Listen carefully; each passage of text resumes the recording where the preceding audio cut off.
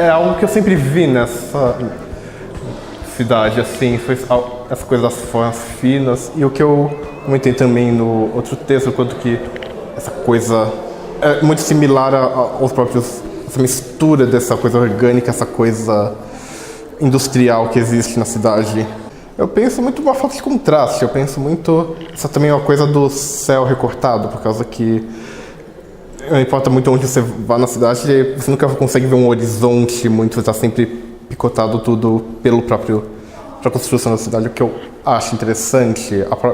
Até você saindo de uma cidade, você acaba vendo justamente essa coisa. Então, eu diria que as formas humanas são isso, essas formas altas, baixas, geralmente meio cúbicas, essa coisa bem gráfica do retângulos e quadrados. Foi feito muito a maioria em dias nublados.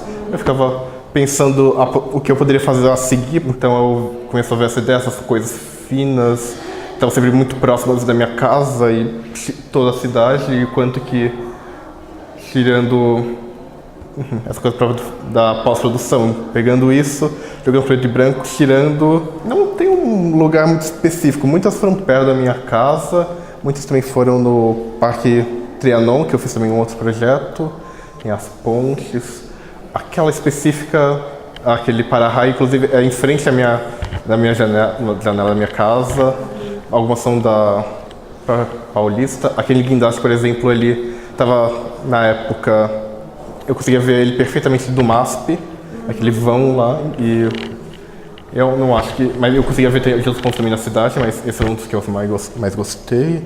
Essa aqui, por exemplo, eu acredito que é o no Trianon, essa aqui também. Essa aquele jardim botânico, se não me engano. Essa aqui também.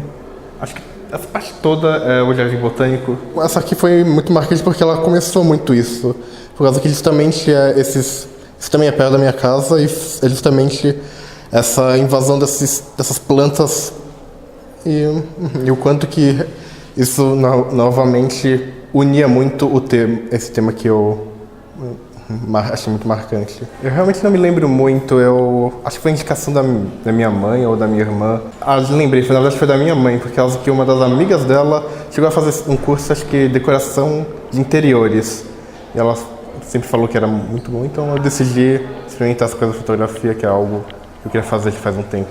Uma coisa, inclusive, sobre o Coisa Pan-Americana que me incentivaram muito foi pesquisar o passado da fotografia, quanto que isso me ajudou a ter uma base no que era possível e o quanto que o que eu imaginava às vezes que era fotografia poderia ser muito adiante do que simplesmente foto e as capacidades de pós-produção de imagens disso tudo. Então, eu diria que descobrir o passado, o presente e tentar pensar o futuro, assim.